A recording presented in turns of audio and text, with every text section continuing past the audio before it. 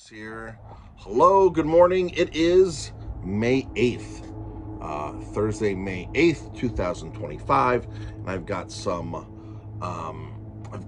information here about if you're a tequila drinker, you're going to want to know this because there's something big, super big that's going on right now in the tequila world. So if you're joining me here live or on the replay, just drop a comment, hashtag live, hashtag replay, because there's something big going down in the tequila world that I want to share with you right now. And this has been something that people have kind of sort of knew in this and that, but now it's fully coming out. There's a major class action lawsuit targeting Diageo over allegations that Don Julio and Casamigos, the largest growing brand, Casamigos, aren't 100% agave. See, tequila has to be made from, there's two types of tequila. 100% agave tequila, which that's the law. It needs to be 100% agave, no other sugars. Then there's something called mixto. Mixto is typically less expensive tequila. There are some nice mixtos that are made, but there are mixtos typically a very cheap tequila. They use other sugars, corn sugars, cane sugars. They use other sugars to cut the cost of the agave down, but it cuts the quality down. And a lot of people say it also cuts the benefits of tequila. For example, people say tequila, the agave metabolizes different in your body. You can deal with it better, that the agave alcohol versus other alcohols. So some people are saying, well, yeah, I like tequila because it's the only thing I can drink and not get a hangover. But sometimes I do get a hangover with tequila because it's mixto, it's mixed, right?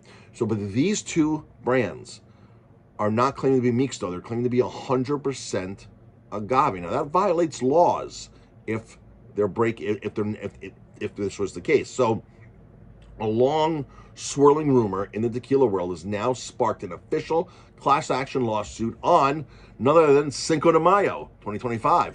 Law firm Hagens Berman filed a high-profile case against Diageo North America, alleging that the spirit giant has been falsely marketing its flagship tequila brands, Don Julio and Casamigos, as 100% agave, while actually selling adulterated products to consumers.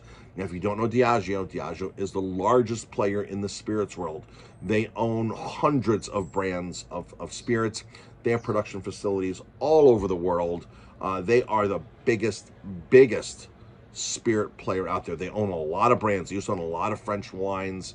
I think they kind of dumped that portfolio a bit, but you look behind a lot of things and they own it, all right?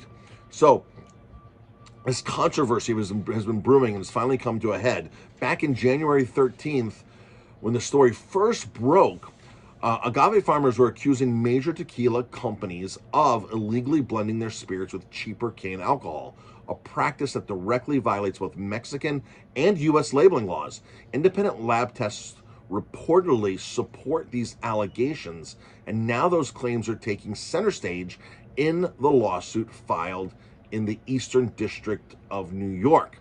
This suit claims that Diageo's popular 100% agave tequila contains significant amounts of non-agave tequila, making them just misleading labeled, but also outright illegal.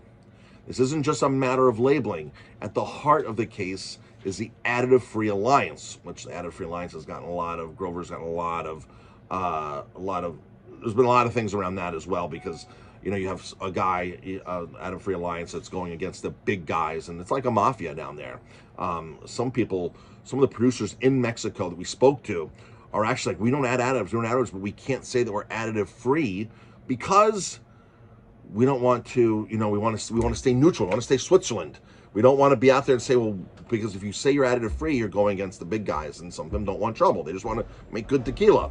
So the Additive Free Alliance, an organization dedicated to the transparency in the tequila industry, according to the lawsuit, the AFA has demonstrated that NMR, nuclear magnetic resonance testing, can reveal whether a tequila has been adulterated with non-agave sugar. The plaintiffs argue that these tests provide clear evidence that Diageo's products fail to meet the legal standard for 100% agave tequila, potentially violating both New York and New Jersey labeling laws, and probably lots of other labeling laws. Now here, Just to give you a reference, Diageo owns those two brands. Diageo owns a lot of stuff worldwide, right? Gins, vodkas, tons. Now, 4 out of the 5 top volume producers of tequila in Mexico are not even Mexican owned. Like Espolón's owned by Campari Group, an Italian big company.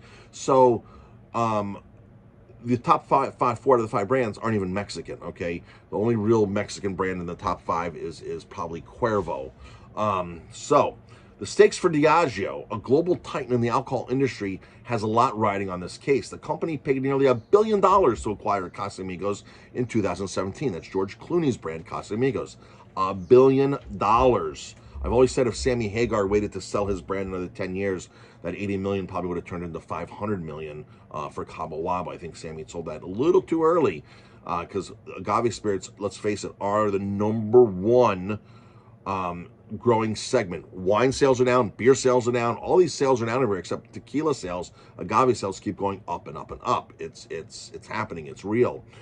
They've overtaken the brown spirits. They're getting ready to overtake the vodkas in another year or two. So the popularity of this is huge, and Diageo knew that, and that's why they paid $1 billion for a celebrity tequila. Okay, so and its marketing has positioned the brand as the fastest growing super premium tequila in the U.S. Don Julio, meanwhile, has long been touted as a luxury brand. If the plaintiff claims hold up, it could spell trouble for Diageo's reputation, is the and bottom line. So Hagens Berman is no stranger, the attorney, the law firm is no stranger to taking on power corporations. The firm's track record includes major wins against Amazon, Apple, and even Enron. Okay? The attorney representing the case, Nathan Tarner, says this case is about fairness. It's about the right for consumers to pay a premium for what they believe is 100% agave tequila, and to only receive a diluted product. This is a very unfair practice, misleading, and it's just not fair all around. Okay, so this is a landmark case, and let's watch this and see what happens. I'm excited about this because I've known a lot of us tequila people know, tequila aficionados know that not only doing this, but they're doing other things. They're adding all these additives, these 4 different classifications of additives, everything from aspartame to glycerin, to all these things are just not meant to be in tequila. So this is gonna be an interesting case. I'm gonna be following it. I'll be posting it. Go over to my Doc Agave website, docagave.com. I'll have some over there. I have an Instagram handle now, Doc Agave, Doc_Agave, that talks all about tequila education, our travels to Mexico. Jamie and I have been to Mexico a dozen times or so. We love Mexico, and it's just an exciting place. They're making some great stuff between the wine, mezcals, tequilas, bacanores, atolls, raicillas. It's a great country. The food is amazing, but again, they're in jeopardy here, of these international companies coming in and taking over their traditions and their products, and of course adulterating them and not even being fair. And the CRT is a very powerful corporation, organization. The CRT is a regulatory agency that certifies or makes tequila, has the stamp for tequila, the law for tequila, and they actually allow additives, and they allow things because the big players of the game, Diageo and all these big companies, they're on the board. They're on the board running it, which is why some of these smaller producers that are additive free, truly additive free, say we want to be Switzerland. We don't want to upset, the big players. We don't want to, because if we say we're additive free, then we're attacking basically Patron. We're attacking Don Julio. We're attacking Casamigos. We're attacking Sauza. And these technically are in charge of, these big companies are in charge of the board that regulates us, that allows us to put tequila in our bottles. So, it's politics to the max there. And that's it, folks. Everybody have a great day.